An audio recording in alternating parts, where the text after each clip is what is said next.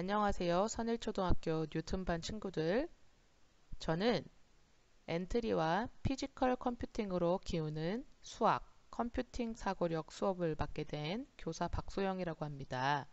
앞으로 선생님하고 엔트리와 피지컬 컴퓨팅을 통해서 수학에 관련한 내용을 학습해 보도록 하겠습니다.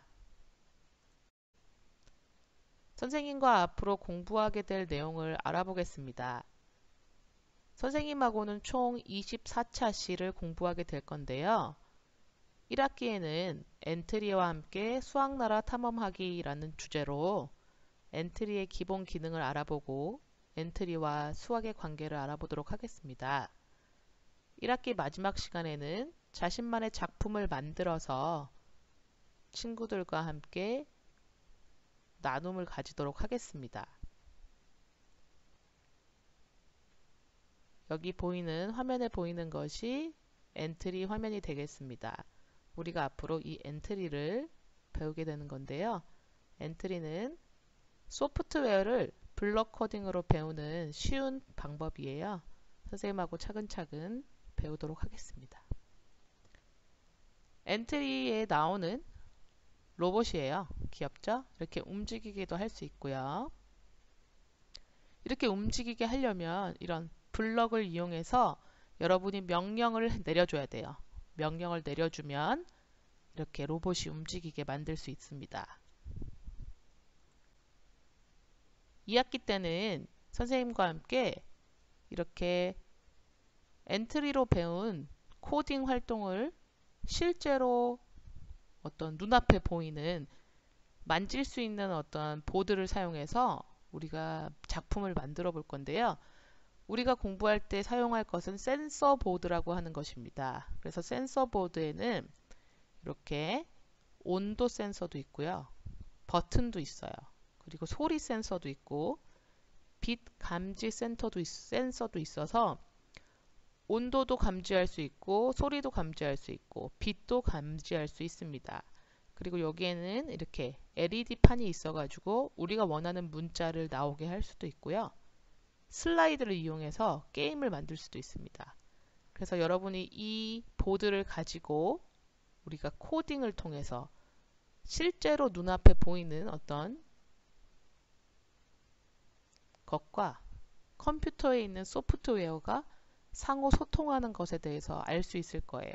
그래서 이렇게 불이 나오게 할 수도 있고요. 버튼을 눌러서 컴퓨터 화면에서 게임을 실행할 수도 있고요. 박수를 쳐서 풍선을 터뜨릴 수도 있어요.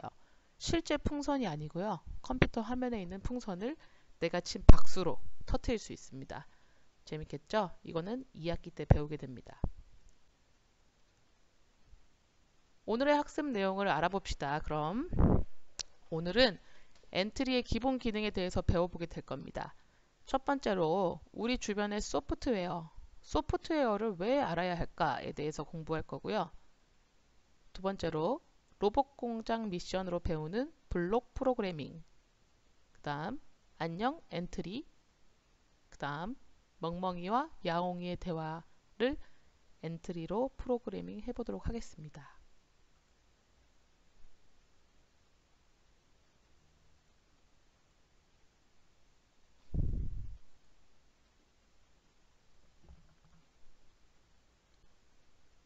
소프트웨어는 무엇이고 왜 알아야 할까요? 오늘 첫 시간에 우리가 한번 그걸 알아볼게요. 여러분 이게 뭔지 아세요? 예전 사람들이 서로 연락을 하기 위해서 사용했던 기기들입니다. 지금 아마 엄마 아빠 세대에 이런 걸 사용했을 건데요. 지금 엄마 아빠한테 한번 물어봐 보세요. 이 기계 무엇인지 엄마 아빠는 알고 계실 거거든요. 첫 번째에 있는 기계는 삐삐라고 하는 거예요. 그래서 급한 연락을 숫자로 상대방한테 호출할 수 있었습니다. 오른쪽에 있는 것은 피처폰이라고 하는 건데요. 접었다 폈다 할 수 있는 버튼이 있는 전화예요.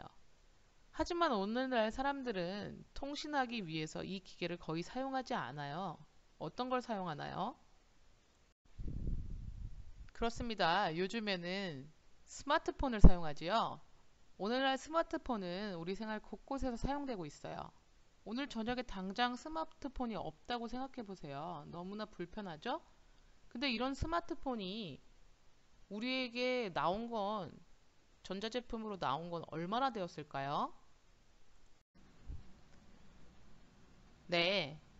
스마트폰이 대중화된 것은 2011년에서 2012년 정도 경이니까 지금으로부터 한 8년 전이 되겠습니다. 여러분 이거 뭔지 절대 모르실 거예요. 이건 바로 예전에 버스를 탈 때 냈던 또는 지하철을 탈 때 냈던 승차권입니다. 요즘에 이런 거 사용하지 않죠. 요즘에는 대부분 교통카드를 사용하죠. 교통카드를 사용해서 현금 없이 대중교통을 이용할 수 있게 되었습니다. 이런 교통카드가 나온 지 몇 년이 됐을까요? 바로 15년이 되었습니다. 꽤 오래전이죠.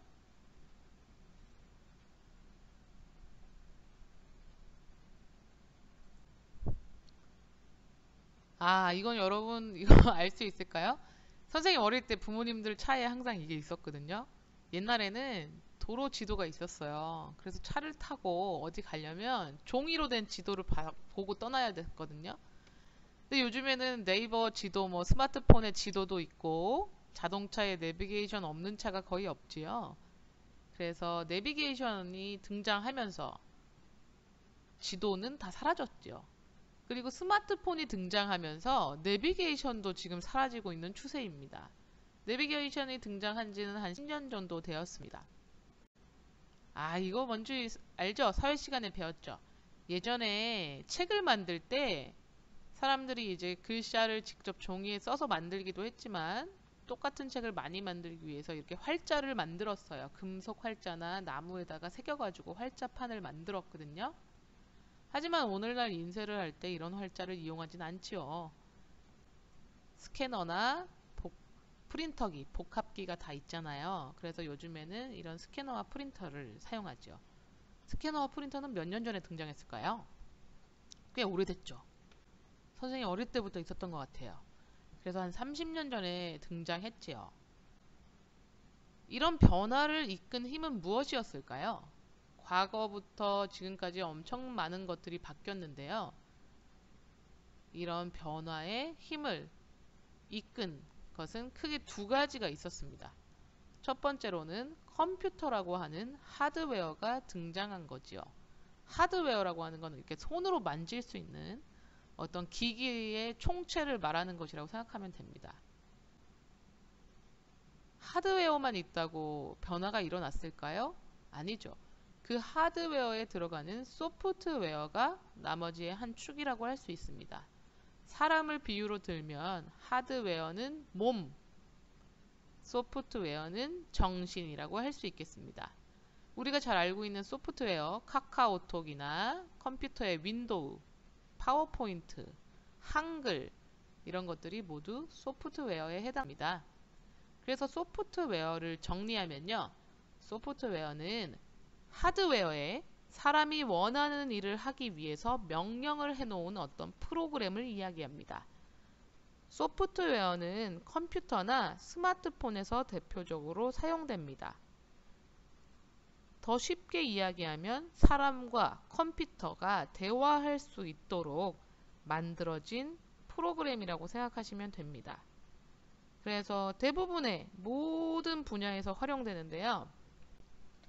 선생님이 예를 들어서 우리한테 가까운 컴퓨터 안에 있는 소프트웨어는 뭐 한컴 타자 연습도 있고요. 곰 플레이어도 있고요. 그 다음에 그림판 이런 것도 있죠. 그림판이 요즘엔 3D 그림판도 나와서 입체도 그릴 수 있습니다. 그 다음에 스마트폰에서 할 수 있는 뭐 게임, 메신저, 카카오톡, 날씨 앱 이런 어플리케이션들이 소프트웨어의 예라고 할 수 있습니다. 생각지도 못한 의외의 곳에서도 소프트웨어는 많이 우리 삶 속에 있는데요. 신호등, 밥통, 밥솥, 뭐 에어컨, 스마트 TV 이런 곳에서도 소프트웨어가 굉장히 활발하게 사용됩니다. 예를 들어서 신호등을 제어해야 돼요. 빨간불에서 노란불로, 노란불에서 파란불로 이렇게 제어해 주는 거, 컨트롤 해 주는 거가 모두 소프트웨어가 하는 일이에요. 밥솥에서 뭐 뚜껑을 우리가 만질 수 있는 뚜껑이나 버튼은 하드웨어에 해당하고요. 소프트웨어는 우리가 만질 수는 없지만 버튼만 누르면 밥을 하게 해주는, 열을 데피고 일정 시간 동안 뭐 김을 빼주고 이런 것들이 소프트웨어가 하는 일이에요. 에어컨도 마찬가지고요. 손으로 만질 수 있는 저 기계는 하드웨어에 해당하고 시원하게 해준다던가 몇 도로 뭐 운전을 해준다던가 제습을 해준다던가 뭐 우리가 더우면 요즘엔 AI 기능도 생겼잖아요. 저절로 날씨가 너무 더우면 이제 내가 온도를 맞추지 않아도 돼요. 인공지능으로 실내의 온도를 파악해가지고 사람이 느끼기에 쾌적한 온도로 에어컨을 틀어줍니다. 그다음에 스마트 TV도 요즘에는 뭐 스마트폰으로 영화를 보다가 집에 갔어. 그러면 TV로 그 영화를 이어볼 수도 있게끔 다 연동이 되고 있죠. 그래서 다양한 소프트웨어가 우리 삶 속에 있다는 것을 여러분들이 기억해야 될 것 같습니다. 산업 속에서도 소프트웨어는 활발하게 사용되는데요. 비행기, 운전, 뭐 배, 무기를 만들 때도 매우 중요한 역할을 합니다. 그 다음에 영화 산업, 소프트웨어, 컴퓨터 그래픽 없이 거의 영화가 만들어질 수가 없지요. 그 다음에 로봇 산업에서도 소프트웨어가 차지하는 비중은 두말할 것도 없습니다. 우리가 원하는 대로 움직이게 해주는 그 소프트웨어가 없다면 로봇 산업, 우리가 원하는 대로 움직이지 않으면 로봇이 의미가 없잖아요. 장난감에 불과하지만 소프트웨어가 들어가서 저 물건을 잡아라! 명령을 내리면 딱 잡잖아요. 그죠? 그 역할을 해주는 프로그램이 소프트웨어가 되겠습니다.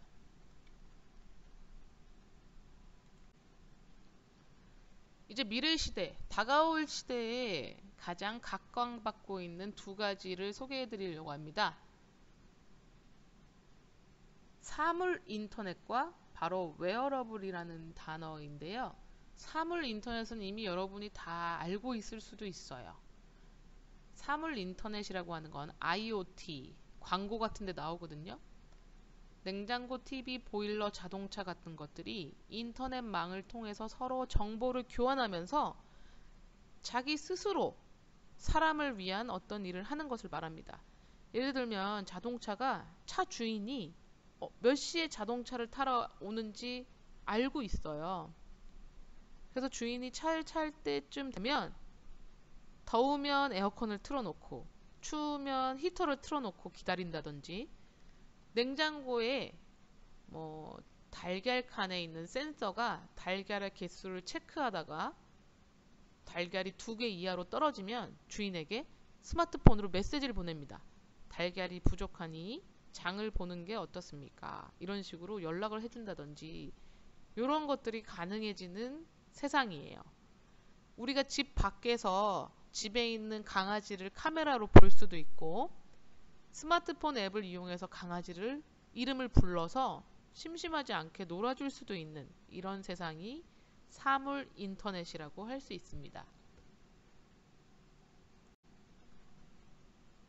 두 번째로 웨어러블이라는 것인데요. 이 웨어러블이라는 것은 입을 수 있는 컴퓨터를 말하는 거예요. 되게 작은 안경에 왜 우리 만화 코난에서 나오는 것처럼 코난에서 막 안경을 탁 누르면 막 지도가 뜨고 이러잖아요. 실제로 그런 것들이 나오고 있습니다. 이런 웨어러블 컴퓨터나 옷, 뭐 안경, 펜에 소프트웨어가 들어가서 우리 삶을 바꾸는 경우가 많아지고 있어요. 한번 살펴볼게요. 첫 번째 것은 스마트 숟가락입니다. 이 숟가락은 하드웨어와 소프트웨어가 잘 들어가 있어서 손을 심하게 떠는 사람들이 음식을 흘리지 않고 먹을 수 있도록 도와주는 기구입니다. 스마트 포크도 있어요. 이 포크는 그 사람이 얼마나 음식을 빨리 먹는지 속도를 체크해가지고 음식을 너무 빨리 먹으면 진동으로 음식을 천천히 먹도록 유도합니다. 세 번째는 스마트 칫솔이고요. 이 사람이 이빨을 몇 분 닦는지, 얼마나 자주 닦는지 분석을 해서 스마트폰 어플리케이션으로 건강 상태를 알려주고요. 마지막 스마트 밴드는 여러분 본 적 많을 거예요. 스마트 시계와 밴드는 심박수를 체크해가지고 이 사람이 운동을 하고 있는지, 얼마나 운동을 했는지, 건강 상태가 어떤지 이런 것들을 알려주는 기능을 가지고 있습니다. 요즘에 새로 생기는 아파트에 모두 이제 이런 기능이 대부분 깔려 있는데요. 바로 스마트 콘센트입니다. 스마트폰으로 집안에 있는 기구들을, 전자기구들을 어플리케이션을 활용해서 껐다 켜고 제어할 수 있습니다. 다음, 무인 자동차 본 적 많죠? 이제 카메라가 위에 달려 있어가지고 구글이나 애플에서는 이제 무인 자동차를 실제로 생산을 이미 했고요. 테스트 운영을 하고 있습니다. 그 다음에 로봇 혁명이죠. 로봇이 이제 굉장히 빠른 속도로 피곤해 하지도 않고 물건을 만들어내니까 이제 사람들이 이런 생산 현장에서 로봇을 굉장히 만들어서 활용하게 됩니다. 로봇이 가져올 변화를 함께 살펴보도록 할게요. 지금 보시는 사진은 덱스터라는 로봇의 영상인데요. 이제 최근 MIT에서 로봇을 개발한 거예요. 이 로봇은 기존의 로봇과 다른 점이 뭐냐면 사람이 직접 일을 가르칠 수 있다는 겁니다. 로봇의 팔을 잡고 몇 번 동작을 반복해주면 스스로 학습을 해서 간단한 노동을 배워서 할 수 있습니다. 이제 가격이 2천만 원 정도밖에 안 해서 많은 회사들이 이걸 사가지고 이제 사람들이 일자리를 많이 잃고 있습니다. 선생님이 이 영상은 따로 링크를 올려줄 테니까 한 번씩 영상을 보면서 소프트웨어의 활용을 확인해 보시기 바랍니다. 지금 보이는 사진은 이제 미국의 아마존 물류 공장에서 KIVA, 키바 로봇이 자동으로 물건을 딱 가지고 오면 그것을 이제 드론이 스스로 배달을 해줍니다. 그래서 아마존이라는 이제 미국 사이트는 우리나라의 뭐 쿠팡이나 이런 쇼핑몰이에요. 그래서 이제 사람들이 물건을 주문하면 로봇이 물건을 가지고 나오고 그것을 드론이 배송하는 이런 이제 서비스를 하고 있다고 합니다. 근데 지금은 이제 드론이 약간 비행기와 부딪히거나 건물하고 부딪히는 일들이 종종 발생해서 서비스를 아직은 하고 있지 않지만 중국에서도 지금 굉장히 활발한 시도를 하고 있습니다. 그래서 이런 배달이 활성화되게 되면 또 앞으로 굉장히 세상이 달라지는 계기가 되겠지요. 선생님이 이 드론 영상도 링크를 올려줄 테니까 여러분이 한번 확인을 해보시기 바랍니다. 다음은 3D 프린터기입니다. 실제로 너무 이제 흔해졌어요. 3D 프린터기는. 그래서 제조업에서도 직접 뭘 만드는 게 아니라 우리가 도안을 작성해서 팅커캐드 이런 여러분도 팅커캐드 같은 3D 프린터를 하기 위해서 도안을 만드는 프로그램들이 있어요. 그래서 그 프로그램을 통해서 가정에서도 저렇게 다양한 제품을 생산할 수가 있어요.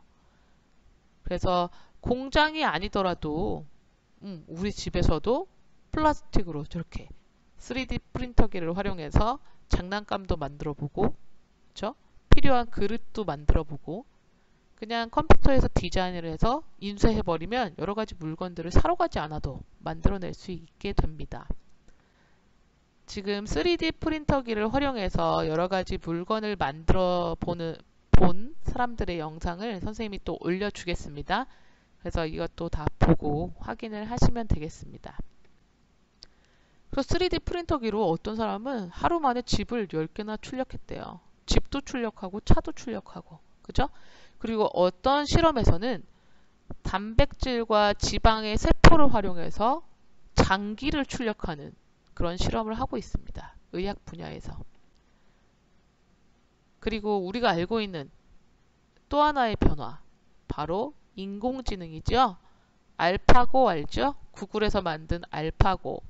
이런 컴퓨터가 사람처럼 실제로 뭔가를 배워가지고 사람처럼 공부해서 사람을 이기는 일들이 발생하고 있습니다. 지금 보고 있는 것은 이제 IBM에서 개발한 왓슨이라는 건데요.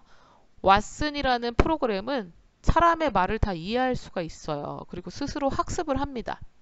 그래서 의학 분야에서 왓슨이 많이 사용되는데 의학에 대한 정보를 막 넣어주면 사람처럼 그걸 공부해요.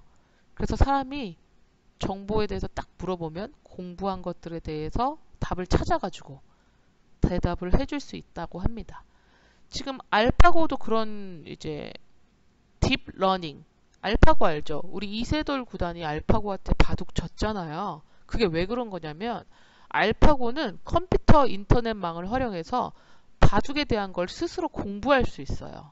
그걸 바로 딥러닝이라고 하는데요. 그 딥러닝 과정을 통해서 사람이 배우는 것보다 훨씬 빠른 시간 내에 많은 정보를 흡수하는 거죠. 그래서 우리 이세돌 구단이 아쉽게 그때 져서 선생님도 되게 충격받았던 기억이 납니다. 이렇게 컴퓨터가 스스로 학습을 하고 사람을 도와줄 수 있는 시대가 오고 있다는 거죠. 그럼 우리가 왜 소프트웨어를 알아야 될까요? 그렇습니다. 사람을 도와주는 것들이 바로 컴퓨터나 기계이고요. 사람을 도와줄 수 있게끔 만들어주는 것이 소프트웨어예요. 그래서 우리가 소프트웨어를 알아야만 그 기계와 인공지능, 뭐 되게 많은 전자기기들을 통제할 수 있다는 거죠. 그죠? 우리가 소프트웨어를 모르면 그 기기들을 활용할 수가 없어요. 그래서 이 소프트웨어는 우리가 반드시 알아야 되는 것이 되고 있습니다. 이미 소프트웨어와 관련된 전 세계 기업들이 굉장히 경제 구조를 지배하고 있습니다. 구글이나 마이크로소프트 여러분 다 들어보셨을 거예요. 유튜브, 페이스북, 트위터, 아이패드, 애플, 어도비 이런 쟁쟁한 회사들은 모두 소프트웨어 관련된 것을 개발하고 판매하는 회사입니다. 그래서 전 세계 10대 브랜드 가치를 지닌 기업들이 10개 중에서 절반 이상이 소프트웨어 관련 기업입니다. 구글, 애플, IBM, 마이크로소프트 이런 것들, 아마존 이런 것들이 모두 소프트웨어와 관련이 있는 기업들이에요. 그래서 앞으로 우리가 살아갈 세상은 소프트웨어 중심 사회예요. 소프트웨어가 혁신과 성장, 가치 창출의 중심이 되는 사회이고요. 소프트웨어가 여러분 또는 회사, 국가의 경쟁력을 좌우하는 사회가 될 겁니다. 소프트웨어 교육이란 컴퓨팅의 기본적인 개념과 원리를 바탕으로 문제 해결력을 키워주는 교육입니다. 앞으로 소프트웨어 중심 사회를 살아가야 할 여러분에게 꼭 필요한 능력이겠죠. 선생님과 함께 24차시, 24차시 동안 소프트웨어를 공부하면서 이런 컴퓨팅 능력을 향상시켜서 자신감을 갖고 문제를 해결할 수 있도록 여러분도 한번 도전해 보도록 하세요.